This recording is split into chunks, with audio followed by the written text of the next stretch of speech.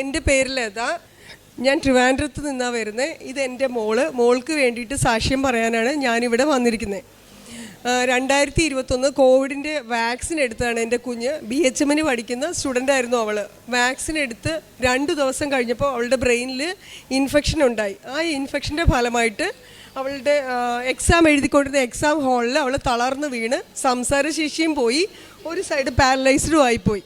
അവിടെ നിന്നിട്ട് നേരെ ഞങ്ങൾ ഹോസ്പിറ്റലിലേക്ക് കൊണ്ടുപോയപ്പോൾ അവർ പറഞ്ഞു ഈ ലക്ഷക്കണക്കിന് ആൾക്കാരിൽ വരുന്ന ഒരുതരം ഗ്ലയോബ്ലാസ്റ്റോമ എന്ന് പറയുന്ന ഗ്രേഡ് 4ൽപ്പെട്ട 4th സ്റ്റേജിൽപ്പെട്ട ട്യൂമർ എന്നാണ് പറഞ്ഞത്. അപ്പോൾ ഡോക്ടേഴ്സ്മാരെല്ലാം പറഞ്ഞു പ്രതീക്ഷിക്കണ്ട, ഇനി കുഞ്ഞിനെക്കുറിച്ച് നിങ്ങൾ പ്രതീക്ഷിക്കുകയൊന്നും വേണ്ട, നിങ്ങൾക്ക് ഈ ഒരു അസുഖത്തിന് 1 വർഷം മാത്രമേ കാലാവധി ഉള്ളൂ, അതിനപ്പുറം ഈ കുഞ്ഞ് ജീവിച്ചിരിക്കത്തില്ല എന്ന് പറഞ്ഞു. എന്നിട്ട് അവർ ബയോപ്സി എടുത്തിട്ട് നേരെ ഞങ്ങൾ ആ ഹോസ്പിറ്റലിൽ നിന്ന് ആ സമയത്തൊരു 49,000 രൂപ കൊടുത്ത് മോൾക്കൊരു കീമോ കൊടുത്തായിരുന്നു. ആ കീമോയിൽ അവളുടെ മൊത്തത്തിലുള്ള സംസാരശേഷി നഷ്ടപ്പെട്ടു പോയി. അവിടുന്ന് ഞങ്ങൾ ട്രിവാൻഡ്രം മെഡിക്കൽ കോളേജിനകത്തുള്ള ശ്രീചിത്രയിൽ ന്യൂറോയിൽ കൊണ്ടുപോയപ്പോഴത്തേക്ക് അവർ പറഞ്ഞു ഈ ബയോപ്സി നോക്കട്ടെ, ഞങ്ങൾ ബയോപ്സി ഒന്ന് ചെക്ക് ചെയ്ത ശേഷം കുഞ്ഞിൻ്റെ കാര്യം പറയാമെന്ന് പറഞ്ഞു. അങ്ങനെ അവർ ബയോപ്സി നോക്കിയപ്പം പറഞ്ഞു ഞങ്ങൾക്കൊന്നും ചെയ്യാൻ പറ്റത്തില്ല, CNSനകത്താണ്, ഫുൾ നെർവ്സിനെയും കൺട്രോൾ ചെയ്യുന്നതിൻ്റെ അകത്താണ്, അപ്പോൾ കുഞ്ഞിൻ്റെ കാര്യത്തിൽ ഞങ്ങൾക്കൊന്നും പറയാനില്ല എന്ന് പറഞ്ഞു. അവിടുന്ന് ഞങ്ങളെ RCCയിലേക്ക് വിട്ടു.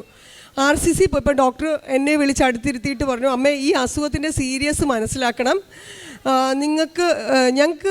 ഞങ്ങൾ ഈ ഡോക്ടേഴ്സ്മാർക്ക് ഞങ്ങൾക്ക് നേരെ നിങ്ങളോട് ഇത് തുറന്നു പറഞ്ഞേ പറ്റത്തുള്ളൂ എന്ന് പറഞ്ഞു. അപ്പോൾ എന്നെ പിടിച്ച് അടുത്തിരുത്തിയിട്ട് ഡോക്ടർ പറഞ്ഞു ഇന്ന കുഴപ്പങ്ങൾ ഈ അസുഖത്തിനുണ്ട്, ഈ അസുഖം വന്നവരാരും അധികം ജീവിച്ചിരുന്നിട്ടില്ല, അപ്പോൾ ഞങ്ങൾ സർജറി ചെയ്യാൻ പറ്റുമെങ്കിൽ ഞങ്ങൾ സർജറി ചെയ്യും, പക്ഷെ നിങ്ങൾ ഗ്യാരണ്ടി ഒന്നും ഈ കാര്യത്തിൽ ഇല്ല എന്ന് പറഞ്ഞു. അങ്ങനെ ഡോക്ടർ വന്ന് ബയോപ്സിയുടെ റിസൾട്ട് എല്ലാം നോക്കിയിട്ട് പറഞ്ഞു സർജറി ചെയ്യാൻ, അവിടെയും അത് തന്നെ പറഞ്ഞ് സർജറി ചെയ്യാൻ പറ്റില്ല, നമുക്ക് റേഡിയേഷനും കീമോയിലും കൂടി നോക്കാമെന്ന് പറഞ്ഞു. അങ്ങനെ 33 റേഡിയേഷനും 95 കീമോ 1 വയലും ബാക്കിയെല്ലാം ടാബ്ലറ്റുമായിട്ടാണ് കുഞ്ഞിന് കൊടുത്തത്. അപ്പം ഏകദേശം അവൾക്ക് ഇത്രയും ഭാഗം തന്നെ മുടിയുണ്ടായിരുന്നു. അപ്പം ഈ കുഞ്ഞിനെ അവിടെ മുട്ടയടിച്ചിട്ടേ കൊണ്ടുപോകാൻ പറ്റുള്ളൂ. അവളെ ഏറ്റവും വലിയൊരു വീക്ക്നെസ് എന്ന് പറയുന്നത് മുടിയായിരുന്നു. അപ്പോൾ ഈ ബാർബർ ഷോപ്പിൽ നിന്ന് ആളെ വിളിച്ചപ്പോൾ അയാൾക്കും വെട്ടാനൊരു സങ്കടം. അയാളിങ്ങനെ മെടഞ്ഞിട്ട മുടിയെ അറുത്ത് ഫുള്ളായിട്ട് എടുത്തിട്ട് പിന്നെ അവൾക്ക് എന്ത് ചെയ്യണമെന്നറിയില്ല. അവളുടെ മുടി പോയപ്പോൾ അവളുടെ ഏറ്റവും സങ്കടം, അവൾ കരഞ്ഞത് തന്നെ അവളുടെ മുടി പോയതിലായിരുന്നു ഏറ്റവും കൂടുതൽ. ഇത്രയും കീമോയും റേഡിയേഷനും ഒക്കെ എടുത്തെങ്കിലും അവൾക്ക് സഹിക്കാവുന്നതിനപ്പുറമായിരുന്നു ഈ മുടി മുറിച്ച് മാറ്റുക എന്ന് വെച്ചാൽ. അപ്പോൾ ഞാൻ പല സ്ഥലത്തും പോയപ്പം പറഞ്ഞു ഇനി ഈ കുഞ്ഞ് ഇരിക്കത്തില്ല, നിങ്ങൾക്ക് കിട്ടത്തില്ല, കോമയിൽ കിടക്കുന്ന ഒരു കുഞ്ഞിനെയാണോ നിങ്ങൾക്ക് ആവശ്യം. എല്ലാവരും മനസ്സ് എത്രത്തോളം നമ്മളെ മരവിപ്പിക്കുന്ന രീതിയിലായിരുന്നു അവരുടെയൊക്കെ സംസാരം. കിട്ടത്തില്ല, കുഞ്ഞിനെ കിട്ടത്തില്ല. ഒരു അമ്മയ്ക്ക് ഒരിക്കലും സഹിക്കാൻ പറ്റാത്തൊരു കാര്യമാണ് സ്വന്തം കുഞ്ഞിനെ കിട്ടില്ല എന്ന് ആര് പറഞ്ഞാലും ശരി തന്നെ, ഒരു ഡോക്ടറായാലും ശരി, മറ്റുള്ളവർ പറഞ്ഞാലും നമ്മൾ ഇത്രയും വളർത്തി പളുങ്കുപോലെ ഇത്രയും വലുതാക്കി കൊണ്ടുവന്നിട്ട് നമ്മുടെ മുന്നിൽ നമ്മുടെ കുഞ്ഞിനെ കിട്ടില്ല എന്ന് പറയുമ്പം ഒരിക്കലും ഒരു അമ്മയ്ക്ക് സഹിക്കാൻ പറ്റുന്നതിന് അപ്പുറമായിരുന്നു. ആ സംസാരത്തിൽ നിന്നിട്ടാണ് എൻ്റെ കുറേ ഫ്രണ്ട്സും, മോള് ഭയങ്കര ക്രിസ്ത്യൻ വിശ്വാസിയായിരുന്നു, അവൾ പഠിച്ചത് ക്രിസ്ത്യൻ കോളേജിലുമായിരുന്നു. അപ്പോൾ അവൾ ഈ മൊബൈൽ എടുത്ത് വെച്ചിട്ട് ഫുൾ ടൈം കർത്താവിനെ ഇങ്ങനെ മനമൊരുക്കി പ്രാർത്ഥിക്കുമായിരുന്നു. അമ്മയുടെ അടുത്ത് കൃപാസനത്തിലെ അമ്മയെ ഞങ്ങൾ ഈ യൂട്യൂബിൽ കൂടിയാണ് കണ്ട് മനസ്സിലാക്കുന്നതും പ്രാർത്ഥിക്കുന്നതും മൊത്തവും കർത്താവിനെ വിളിച്ചിട്ടാണ് അവളുടെ പ്രാർത്ഥന ഫുൾ ടൈം. അങ്ങനെ ഞങ്ങളുടെ ഫ്രണ്ട്സൊക്കെ പറഞ്ഞു നീ ഒരു കാര്യം മോളെയും കൊണ്ട് നമുക്ക് പള്ളികളിൽ കൊണ്ടുപോകാം. അങ്ങനെ ഞാൻ മോളെയും ഈ തളർന്നു കിടക്കുന്ന കുഞ്ഞിനെ എടുത്ത് കാറിനുള്ളിൽ ഇരുത്തി ഞങ്ങൾ പള്ളികളിൽ പോകുമ്പോൾ അവിടെ ചെല്ലുമ്പോൾ ഈ കുഞ്ഞിനെ കാണുമ്പോൾ തന്നെ എല്ലാ അച്ഛന്മാരും വന്നിട്ട് മോളുടെ തലയിൽ തൊട്ട് അനുഗ്രഹിച്ചിട്ട് പറയും ഒന്നും വരത്തില്ല മോളെ, നിനക്കൊന്നും വരില്ല, നീ പെട്ടെന്ന് റിക്കവറായി വരും. അവരുടെ ആ വാക്കുകളിലാണ് ശരിക്കും ഞാൻ ഏറ്റവും കൂടുതൽ മുറുകി പിടിച്ചിരുന്നത്. പിന്നെ കിട്ടുന്ന സമയം മൊത്തം ഞങ്ങൾ പള്ളിയിൽ പോയി അവിടെ ചെന്നിരുന്ന് പ്രാർത്ഥിക്കാൻ അറിയില്ല, എന്നാലും നമ്മുടെ രീതിയിൽ ഞങ്ങൾ പ്രാർത്ഥിക്കും എൻ്റെ കുഞ്ഞിനെ തിരിച്ചു തരണം എന്ന്. അങ്ങനെ കോവിഡ് സമയമായതുകൊണ്ട് ഞങ്ങൾ ഓൺലൈൻ വഴി ഉടമ്പടി എടുത്തായിരുന്നു കുഞ്ഞിന് വേണ്ടിയിട്ട്. അപ്പം എന്നിട്ട് ഞങ്ങൾ കൃപാസനത്തിൽ 2022 നവംബറിൽ ഇവിടെ കൊണ്ടുവന്നായിരുന്നു 12ന്. കഴിഞ്ഞ നവംബർ മാസം 12-ാം തീയതി ഞങ്ങൾ ഇവിടെ കൊണ്ടുവന്നു. അതിനു മുമ്പേ മോളുടെ MRI സ്കാൻ എടുത്തായിരുന്നു. 1ാമത്തെ സ്കാനിങ്ങിൽ അവർ പറഞ്ഞു രക്ഷപ്പെടുത്താൻ പറ്റില്ല. 2ാമത്തെ സ്കാനിങ്ങിലും അതേ സ്റ്റേജ് തന്നെയായിരുന്നു. 3ാമത്തെ സ്കാനിങ്ങിന് പോയപ്പോൾ അവർ പറഞ്ഞു തല ഫുള്ള് സ്പ്രെഡായി, ഇനി നിങ്ങളിതിനെ പ്രതീക്ഷിക്കരുതെന്നാണ് എന്നോട് പറഞ്ഞത്. അപ്പോൾ എന്തെങ്കിലുമൊക്കെ ആഗ്രഹങ്ങൾ കുഞ്ഞിന് ഉണ്ടെങ്കിൽ സാധിച്ചു കൊടുത്തേക്കണം. അപ്പോൾ ഒരു രാത്രി ഒരു 2:30 മണിയാകുമ്പോൾ എനിക്ക് ഉറക്കമില്ല. ഏത് നിമിഷവും എൻ്റെ കണ്ണിന് മുന്നിൽ സാധിക്കും. അപ്പം ഞാൻ ഈ ഉണർന്നിരുന്ന് ഇങ്ങനെ കർത്താവിനെ വിളിച്ച് പ്രാർത്ഥിക്കും. എന്നിട്ട് അവളുടെ നെഞ്ചിലിങ്ങനെ കൈവയ്ക്കും. ജീവനുണ്ടോ എന്നുള്ളൊരു വെപ്രാളം കാരണം ഞാനിങ്ങനെ ഉണർന്നിരിക്കുമായിരുന്നു. അത് കഴിഞ്ഞിട്ട് രാത്രി ഒരു 2:30 മണിയപ്പോൾ എന്നോട് എണീച്ചിട്ട് പറഞ്ഞു, അമ്മ നമുക്ക് ഇവിടുന്ന് ഒന്ന് മാറാമോ, ഈ വീട്ടിൽ നിന്ന് ഒന്ന് മാറാമോ എന്ന് ചോദിച്ചു. ഞാൻ ചോദിച്ചു, മക്കളെ ഇത്ര പെട്ടെന്ന് നീ എന്നോട് ഇങ്ങനെ പറഞ്ഞാൽ ഞാൻ എവിടെ പോയി വേറെ പെട്ടെന്ന് മാറും, എന്താണെന്നറിയില്ല. പിറ്റേ ദിവസം തന്നെ ഡോക്ടർ പറഞ്ഞതാണ്, എന്താണോ ആഗ്രഹം, വലിയ ആഗ്രഹങ്ങളല്ല ഡോക്ടർ സാധിച്ചു കൊടുക്കാൻ പറഞ്ഞത്, എങ്കിൽ പോലും ഒരു അമ്മയെ കൊണ്ട് സാധിച്ചു കൊടുക്കാൻ പറ്റുന്ന കുറച്ച് ആഗ്രഹങ്ങളുണ്ടല്ലോ. ഞാൻ ഒന്നും ചിന്തിച്ചില്ല. മാർച്ച് മാസം 3-ാം തീയതി അത് എൻ്റെ വീടിന് സമീപത്ത് തന്നെ ഏകദേശം ഒരു 5-10 മിനിറ്റ് നടന്നു പോകുന്ന സ്ഥലത്ത് പോയി ഞാനൊരു 5.25 സെൻറ്റ് മേടിച്ചു. പക്ഷേ എനിക്കിനി ഭൂമിയിൽ വേറെ ഒന്നുമില്ല, ഞാനീ സമ്പാദിക്കുന്നതൊന്നും എൻ്റെതല്ല, എൻ്റെ പിള്ളേരുടെ ആഗ്രഹം മാത്രം എനിക്ക് സാധിച്ചു കൊടുക്കണം. ഞാനൊരു 5.25 സെൻറ്റ് സ്ഥലം മേടിച്ചു. ഒറ്റ മനുഷ്യൻ പറഞ്ഞില്ല. രാവിലെ RCC പോവും, റേഡിയേഷൻ എടുക്കും, തിരിച്ചു വരും. ഈ വസ്തുവിൽ ഒരു പ്ലാൻ വരച്ചു. ഓൺലൈൻ വഴി ഫ്രണ്ട്സിനോട് പറഞ്ഞു, അവർ സാങ്ഷൻ മേടിച്ചു തന്നു. ഇവളെ കൊണ്ടുവന്ന് വീട്ടിൽ നിന്ന് റേഡിയേഷൻ കഴിഞ്ഞ് കൊണ്ടിരുത്തിയിട്ട് ഞാൻ ആ വസ്തുവിൽ മേസ്ത്രിമാരെ വിളിച്ച് പണിക്കാരെ വെച്ച് ഞാൻ എൻ്റെ ഇഷ്ടത്തിനനുസരിച്ച് ഞാൻ ഏത് ദിക്കിൽ ഏത് കോർണറിൽ നിന്നാലും എൻ്റെ കുഞ്ഞിനെ കാണുന്ന രീതിയിൽ ഞാനൊരു വീട് മാർച്ച് 3-ാം തീയതി പണി തുടങ്ങി. ജൂൺ 19-ന് ഞാൻ ആ വീട്ടിനകത്ത് എൻ്റെ കുഞ്ഞിനെയും കൊണ്ട് കയറി. ആ വീട് പണിയുന്ന സമയത്ത് മേസ്ത്രിമാർ ക്രിസ്ത്യൻസ് ആയിരുന്നു. അവരോട് പറഞ്ഞു, ആരും കാണണ്ട, ഞാൻ ഈ തരുന്ന കുരിശല്ല എൻ്റെ ഈ വീട്ടിനകത്ത് ഇട്ടേക്കണമെന്ന്. അവരതുപോലെ അനുസരിച്ച് കുഞ്ഞ് എവിടെ ഇരുന്നാലും കാണുന്ന രീതിയിൽ ഒരു പ്ലാൻ ഞാൻ പൂർത്തിയാക്കി. അടുത്ത ഓഗസ്റ്റ് 17-നാണ് എൻ്റെ മോളുടെ സ്കാനിങ്. അതിനു മുമ്പേ എൻ്റെ ഈ കുഞ്ഞിനെ വീട്ടിനകത്ത് കൊണ്ട് കയറ്റണം.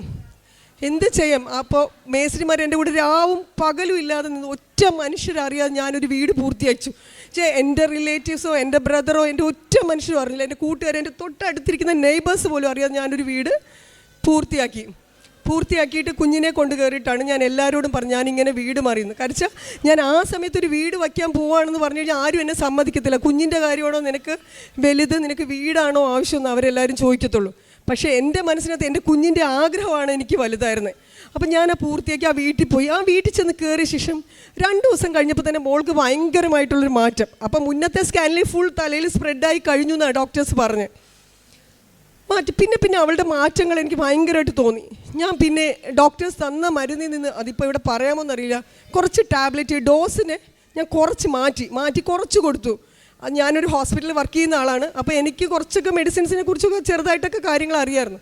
ആ മെഡിസിൻസിൽ നിന്ന് ഡോസ് കുറച്ച് മാറ്റിയിട്ട് ഞാൻ മോളെ ആ വീട്ടിലിരുത്തി തന്നെ ഞങ്ങൾ പ്രാർത്ഥന 24 hours പ്രാർത്ഥനയും കാര്യമായിട്ട് നടന്നു. എൻ്റെ ഫ്രണ്ട്സിനോട് എല്ലാവരോടും പ്രാർത്ഥിക്കാൻ പറഞ്ഞു. അങ്ങനെ ഓഗസ്റ്റ് 17-ാം തീയതി ഇടന്ന് MRI എടുക്കാൻ പോയി. MRI എടുക്കാൻ പോയപ്പോൾ ഡോക്ടേഴ്സ്മാർ പറഞ്ഞു, MRIയിൽ ആ സ്പ്രെഡായ സ്ഥലത്ത് ഒരു പഴയ ഓപ്പറേഷൻ ചെയ്ത റിപ്പോർട്ട്സ് ഉണ്ടെങ്കിൽ കൊണ്ടുവരണമെന്ന് പറഞ്ഞു. പക്ഷേ ഓപ്പറേഷൻ ചെയ്യാൻ പറ്റാത്ത സ്റ്റേജ് ആയിരുന്നു. അപ്പം ഞാൻ പറഞ്ഞു, ഡോക്ടർ ഞാൻ മോൾക്ക് സർജറി ഒന്നും കഴിഞ്ഞിട്ടില്ല. പറഞ്ഞു എല്ലാ പഴയ റിപ്പോർട്ട്സുമായിട്ട് ഇപ്പം എത്രയും പെട്ടെന്ന് ഹോസ്പിറ്റലിൽ വരണമെന്ന് പറഞ്ഞു. ഞാൻ ആ ഹോസ്പിറ്റലിൽ റിപ്പോർട്ടുമായി പോയപ്പോൾ റേഡിയോളജിസ്റ്റ് പറഞ്ഞു, പഴയ MRIയും ഈ MRIയും തമ്മിൽ നോക്കിയിട്ട് ഒന്നും ഇതിൽ കാണുന്നില്ല, നിങ്ങൾ ഡോക്ടറെ അടുത്ത് പോവാൻ.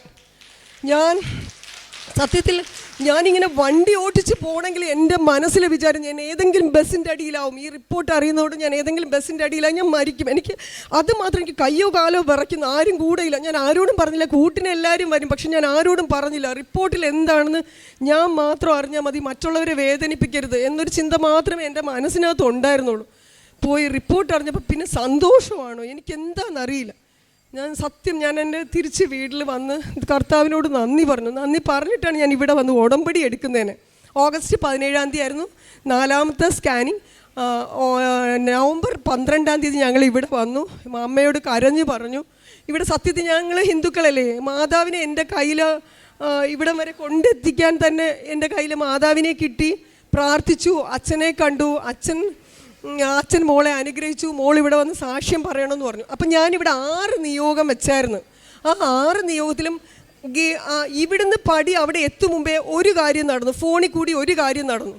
പിന്നെ പോയിട്ട് 5 കാര്യം ഉണ്ടായിരുന്നു, മോളെ തൊഴിച്ച് 4 കാര്യം ഉണ്ടായിരുന്നു. ആ 4 കാര്യവും എന്നെ സംബന്ധിച്ച് പെട്ടെന്ന് തന്നെ നടന്നു. എനിക്കറിയില്ല, ഞാൻ ഇന്നും വിശ്വസിക്കുന്നു എൻ്റെ അമ്മ എനിക്ക് തന്നൊരു എന്താ പറയണ്ട ഒരു ഭാഗ്യമാണ്. വലിയ കാര്യങ്ങളൊന്നുമല്ല, എങ്കിൽ പോലും ആ വച്ച നിയോഗങ്ങളെല്ലാം നടന്നു. ലാസ്റ്റ് ഉള്ളതായിരുന്നു ഈ 8-ാം തീയതിയുള്ള MRI സ്കാൻ. ഈ MRI സ്കാനിങ്ങിന് ഡോക്ടറെ അടുത്ത് പോയി റിസൾട്ട് 4 ദിവസം കഴിഞ്ഞാലേ MRIയുടെ റിപ്പോർട്ട് കിട്ടത്തുള്ളൂ. 3 ദിവസം ഇപ്പം ഞാൻ എല്ലാ സ്ഥലത്തു നിന്ന് റെക്കമെൻഡ് ചെയ്ത് എൻ്റെ കുഞ്ഞിൻ്റെ റിപ്പോർട്ട് ഒന്ന് പെട്ടെന്ന് കിട്ടണേ, എനിക്കങ്ങ് ഇരിക്കാൻ വയ്യ, നിൽക്കാൻ വയ്യ, രാത്രിയിൽ ഉറക്കമില്ല, എനിക്ക് റിപ്പോർട്ട് കാണണം, എന്നെ എന്തായാലും മാതാവ് സഹായിക്കും എന്ന് എനിക്ക് ഉറപ്പുണ്ടായിരുന്നു. എന്നാലും ഒരു അമ്മയുടെ വെപ്രാളം എല്ലാവർക്കും നിങ്ങൾക്കൊക്കെ മനസ്സിലാവില്ല, ഒരു അമ്മയുടെ വേദന എന്തായിരിക്കുന്നു. ആ റിപ്പോർട്ട് വെച്ച് ഡോക്ടറെ വിളിച്ചിട്ട് ഡോക്ടർ പറയാം, റിപ്പോർട്ടിനുള്ളിൽ ഒന്നുമില്ല, ഇത്രയും വലിയൊരു ട്യൂമർ ഫുള്ള് സ്പ്രെഡായി എന്ന് പറഞ്ഞാൽ ട്യൂമറിൻ്റെ സ്ഥാനത്ത് ഒരു വകയില്ല എന്ന് പറയുമ്പോൾ ആ നിമിഷം നമ്മൾ എന്താവും. എനിക്ക് അമ്മയോട് എത്ര പറഞ്ഞിട്ടും തീരുന്നില്ല. നിങ്ങളോട് ഞാൻ ഈ സാക്ഷ്യം, ഞങ്ങൾ ഹിന്ദുക്കളാണ്, സാക്ഷ്യം പറയാൻ പോകരുത്, യൂട്യൂബിൽ ഇത് കാണും, ഇത് കണ്ടാൽ വലിയ പ്രശ്നവും, അങ്ങനെ എല്ലാവരും എന്നോട് പറഞ്ഞു സാക്ഷ്യം പറയാമെന്ന് പോലും. പക്ഷെ ഞാൻ എൻ്റെ അമ്മയ്ക്ക് ഇവിടെ ഒരു വാക്ക് കൊടുത്തിട്ടാണ് ഇറങ്ങിപ്പോയത്. ഞാൻ ഈ കുഞ്ഞിനെ ഈ നടയിൽ കൊണ്ടിരുത്തി സാക്ഷ്യം പറയിപ്പിക്കും. ഏത് ജാതിയോ മതമോ അതിനപ്പുറം ദൈവം എന്ന് പറയുന്ന ഒരാൾ നമ്മുടെ കൂടെ ഉണ്ട്. അങ്ങനെ ഡോക്ടർ പറഞ്ഞു, ഇനി മോൾക്ക് മരുന്ന് കഴിക്കണ്ട, മരുന്ന് നിങ്ങൾ കൊടുക്കണ്ട, ഒന്നും ചെയ്യേണ്ട, മോളെ കോളേജിൽ പഴയപടി വിട്ടോളാൻ. അപ്പം ഒരു സൈഡ് തളർന്ന്, സത്യം പറഞ്ഞാൽ നിങ്ങൾക്ക് ആർക്കും, ഞാനായതുകൊണ്ടാണ് ഇന്നിവിടെ ജീവിച്ചിരിക്കുന്നത്, ഒരു ഡയപ്പർ മാത്രം കുഞ്ഞിനാരെയും തിരിച്ചറിയാൻ അറിയത്തില്ലായിരുന്നു. ഒരു അമ്മയ്ക്ക് ഇത്രയും പ്രായമുള്ളൊരു കുഞ്ഞിനെ തൂക്കിയെടുത്ത് ബാത്റൂമിൽ കൊണ്ടുപോകും. ഒരു പെൺകുഞ്ഞല്ലേ, നമുക്ക് മാത്രം, സ്ത്രീകൾക്ക് മാത്രമല്ലേ കൊണ്ടുപോകാൻ പറ്റുള്ളൂ, ബാക്കി എല്ലാ കാര്യവും ചെയ്യാൻ പറ്റത്തുള്ളൂ. അങ്ങനെ ഞാൻ ഈ മോളെയും വെച്ചിട്ട് രാവും പകലും ഇല്ലാതെ ഞങ്ങൾ പ്രാർത്ഥന. മോള് പിന്നെ 24 hours അച്ഛൻ്റെ പ്രാർത്ഥന ഫുൾ ടൈം. അവൾക്ക് സംസാരിക്കാൻ പറ്റത്തില്ല, സംസാരം അന്നത്തോടെ പോയെങ്കിലും ഇപ്പം കുറേ അധികം സംസാരിക്കാൻ തുടങ്ങി. നടക്കാൻ അവൾ 5 പടിയൊക്കെ സുഖമായിട്ട് നടന്നു തുടങ്ങി. ഇനി മാതാവ് എൻ്റെ കുഞ്ഞിൻ്റെ സംസാരം തിരിച്ചു തരും. എൻ്റെ കുഞ്ഞ് കോളേജിൽ ഞാൻ ചേർക്കാൻ അഡ്മിഷൻ പോയി എടുത്ത് 2 വർഷം പോയി, 3ാമത്തെ വർഷമാണ് പഠിക്കാൻ പറ്റാത്തത്. അപ്പോൾ 1 വർഷം പോയി. വീണ്ടും അവളെ തിരിച്ച് പഴയപടി കോളേജിലാക്കണം. അതിന് മുന്നേ ഞാൻ അവിടെ ഞങ്ങളുടെ ട്രിവാൻഡ്രത്തുള്ള പള്ളിയിൽ പോയി കർത്താവിനോട് പ്രാർത്ഥിച്ചു, കർത്താവേ, എൻ്റെ കുഞ്ഞിൻ്റെ ഈ പേര് നിന്നിലാൽ ഞാൻ ഇവളെ അറിയിക്കപ്പെടും ലോകത്തെ. ഈശോയും മറിയവും ചേർന്ന് എൻ്റെ മോളുടെ ഇപ്പം ഇരിക്കുന്ന പേര് മാറ്റിയിട്ട് ഞാൻ ഇമ എന്ന രീതിയിൽ ഞാൻ സാക്ഷ്യം പറഞ്ഞ് നിന്നെ അറിയിക്കും, ലോകം മൊത്തം അവളെ ഇമ എന്ന പേരിൽ അറിയപ്പെടണം എന്ന് പറഞ്ഞ് ഞാൻ അഫിഡവിറ്റ് വക്കീലിൻ്റെ കയ്യിൽ കൊടുത്ത് അഫിഡവിറ്റും കൊടുത്തിട്ടാണ് ഞാൻ ഈ നിങ്ങളുടെ മുന്നിലിരുന്ന് ഈ സാക്ഷ്യം പറയുന്നത്. എനിക്ക് അത്രയും എൻ്റെ മാതാവ് തന്നു. ഞാൻ പ്രാർത്ഥിച്ച എല്ലാ കാര്യവും എൻ്റെ മാതാവ് നടത്തി തന്നു. അപ്പോൾ എനിക്ക് അതാ ഞാൻ ഇന്ന് എൻ്റെ കുഞ്ഞിൻ്റെ പിറന്നാളാണ്, ഇന്ന് എൻ്റെ മോളുടെ പിറന്നാൾ. ആ ഒരു സമയത്തിന് എനിക്ക് ഇവിടെ എത്താൻ സാധിച്ചതുപോലും എൻ്റെ മാതാവായിട്ടാണ് എന്നെ ഇവിടെ എത്തിച്ചത്. അപ്പം നിങ്ങളുടെ എല്ലാവരുടെ പ്രാർത്ഥനയും അനുഗ്രഹവും ഇനിയും എൻ്റെ കുഞ്ഞിന് നിങ്ങളും കൂടി പ്രാർത്ഥിക്കണം എന്ന് മാത്രമേ എനിക്ക് പറയാനുള്ളൂ. എല്ലാവരും, എൻ്റെ വിശ്വാസം പോലെയാണ് നിങ്ങളുടെയും വിശ്വാസം. നമ്മുടെ അനുഭവങ്ങളിൽ കൂടിയാണ് നമ്മൾ മറ്റുള്ളവരോട് എല്ലാ കാര്യങ്ങളും പറഞ്ഞു കൊടുക്കുന്നത്. അതുകൊണ്ട് നിങ്ങളുടെ അനുഗ്രഹവും ആശംസകൾ എൻ്റെ കുഞ്ഞിനോട് എന്നും നിങ്ങളും കൂടി പ്രാർത്ഥിക്കണം എന്ന് പറഞ്ഞാൽ, ഇനി എന്തായാലും ഞാൻ ഡോക്ടറോട് എന്നിട്ട് ചോദിച്ചു, ഡോക്ടർ ഇനി എൻ്റെ കുഞ്ഞിന് എന്തെങ്കിലും വരുമോ? ദൈവത്തിന്, ഞാനും ഡോക്ടറാണ്, എനിക്ക് മേളിൽ ദൈവം ഉണ്ടെന്നുള്ളതാണ്, ഈ കുഞ്ഞാണ് അതിന് സാക്ഷി. അതുകൊണ്ട് ഇനി ദൈവത്തിൽ മാത്രം നിങ്ങളങ്ങ് വിശ്വസിച്ചാൽ മതി എന്നാണ് ആ ഡോക്ടർ എന്നോട് പറഞ്ഞത്. അപ്പം അങ്ങ് ഞങ്ങളോടൊത്ത് യാത്ര ചെയ്യുമെങ്കിൽ ഞാനും അങ്ങയുടെ ജനവും ഭൂമുഖത്തുള്ള മറ്റെല്ലാ ജനതകളിൽ നിന്ന് വ്യത്യസ്തരായിരിക്കും. മോശ കർത്താവിനോട് പറയുന്ന വചനമാണ് വിശുദ്ധ ഗ്രന്ഥത്തിൽ പുറപ്പാടിൻ്റെ പുസ്തകം 33-ാം അധ്യായം 16-ാം തിരുവചനം. ഉടമ്പടി വഴി ലഭിക്കുന്ന ദൈവ സാന്നിധ്യം നമ്മെ എല്ലാറ്റിൽ നിന്നും എല്ലാവരിൽ നിന്നും വ്യത്യസ്തരാക്കുകയാണ്. അതിൻ്റെ ജീവിക്കുന്ന സാക്ഷ്യമായിട്ടാണ് നേഖ എന്ന് പേര് പറഞ്ഞ് ഇപ്പോൾ നേഖയുടെ അമ്മ തന്നെ പറഞ്ഞു, അത് നോട്ടറിയുടെ കയ്യിൽ അഫിഡാവിറ്റൊക്കെ കൊടുത്തിട്ടാണ് വന്നത്. മോളുടെ പേര് ഇമ, ഈശോയും മറിയവും, ആ പേരിലാണ് ഇനി മോൾ അറിയപ്പെടുക എന്ന് പറഞ്ഞു. അപ്പോൾ ഈ മകള് ഇന്നിവിടെ ഇങ്ങനെ ഒരു സാക്ഷ്യമായി നിൽക്കുകയാണ്. അതായത്, അങ്ങ് ഞങ്ങളുടെ കൂടെ യാത്ര ചെയ്യുമെങ്കിൽ ഞാനും അങ്ങയുടെ ജനവും ഭൂമുഖത്തുള്ള മറ്റെല്ലാ ജനതകളിൽ നിന്നും വ്യത്യസ്തരായിരിക്കും. വ്യത്യസ്തമായ ഒരു സാഹചര്യത്തിലൂടെയാണ് ഉടമ്പടി എടുക്കുന്ന മക്കൾ യാത്ര ചെയ്യുക. ആദ്യമേ ഓൺലൈൻ ഉടമ്പടിയാണ് എടുത്തത്. ഈ കുഞ്ഞിൻ്റെ സാക്ഷ്യം, രോഗം അതെന്താണെന്ന്, അതായത് 1,00,000 ഒരാൾക്ക് വരുന്ന അസുഖമാണ്. ആണോ? അങ്ങനെയാണോ? അങ്ങനെയാണ് ഡോക്ടർ പറഞ്ഞത്. ഈ അസുഖത്തിൻ്റെ പേര് ഗ്ലയോബ്ലാസ്റ്റോമ എന്നാണ് പറയുന്നത്. ഗ്രേഡ് 4 പെട്ടൊരു ട്യൂമറാണ്. അതായത് നിപ്പിൽ തല ഫുള്ള് സ്പ്രെഡ് ആകുന്നൊരു ട്യൂമറാണ്. അതിങ്ങനെ ലക്ഷക്കണക്കിന് ആൾക്കാരിൽ ഒരാൾക്കേ വരുള്ളൂ. ഇത് പക്ഷേ ഞാൻ കോവിഡ് എടുത്തതിൻ്റെ സെക്കൻഡ് ഡേ ആണ്. മോൾ അതുവരെ ഓടിച്ചാടി കോളേജിലും പറന്ന് നടക്കുന്ന ഒരു കൊച്ചായിരുന്നു. അപ്പോൾ ഈ കോവിഡ് എടുത്ത് കോവിഡിൻ്റെ വാക്സിൻ എടുത്ത് സെക്കൻഡ് ഡേ തൊട്ട് മൂക്കിന്ന് ഫസ്റ്റ് ജലദോഷം പോലെ വന്നു. ആദ്യം ഒരു കർച്ചീഫായി, പിന്നെ ഒരു ടവലായി, പിന്നെ ഒരു ബെഡ്ഷീറ്റായി. അവളുടെ മൂക്കിൽ നിന്ന് വരുന്ന വെള്ളം പിഴിഞ്ഞെടുക്കാൻ മാത്രം. പിന്നെ കയ്യിൽ നിന്ന് പേന റെക്കോർഡ്സ് എഴുതിക്കൊണ്ടിരിക്കുമ്പം പേന തൊഴിഞ്ഞു പോയി. കാല് നമ്മൾ പൂച്ചയെ അടിച്ചാൽ എങ്ങനെ അടിച്ചിട്ട പോലെ വലിച്ചിഴച്ചാണ് കുഞ്ഞ് കോളേജിൽ വരുന്നത്. അവിടെ നിന്നാണ് ഞങ്ങൾ ട്രിവാൻഡ്രത്ത് ഹോസ്പിറ്റലിൽ കൊണ്ടുപോകുന്നതും ഈ ബയോപ്സി എടുക്കുന്നതും ഈ അസുഖം കണ്ടുപിടിക്കുന്നതും എല്ലാം. പക്ഷെ ഞാൻ ഇപ്പോഴും വിശ്വസിക്കുന്നില്ല എൻ്റെ കുഞ്ഞിനൊരു അസുഖമില്ല എന്ന് വിശ്വസിക്കുന്ന ഒരു അമ്മയാണ് ഞാൻ. കാരണം എൻ്റെ കുഞ്ഞിന് അങ്ങനെ വരണമെങ്കിൽ എനിക്ക് എന്തെങ്കിലും ഒരു സിംറ്റം, ആ അസുഖത്തിന് മുന്നേ കുഞ്ഞിന് തലവേദനയോ അല്ലെങ്കിൽ വേറെ എന്തെങ്കിലും ഒരു സിംറ്റം അറിയണം. അവൾക്ക് തലവേദനയോ അങ്ങനെ ഒരു അസുഖം പൊതുവേ അവൾക്കില്ല.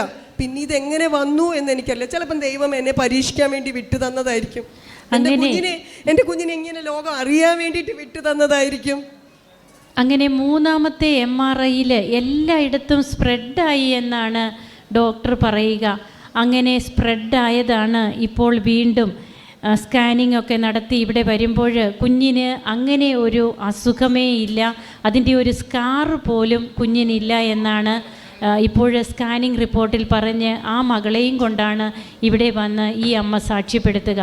അപ്പോൾ നമുക്കിവിടെ കാണുവാൻ കഴിയുക സമയ ചുരുക്കത്തിൻ്റെ അമ്മ, ടൈം ഷോർട്ടനിങ്.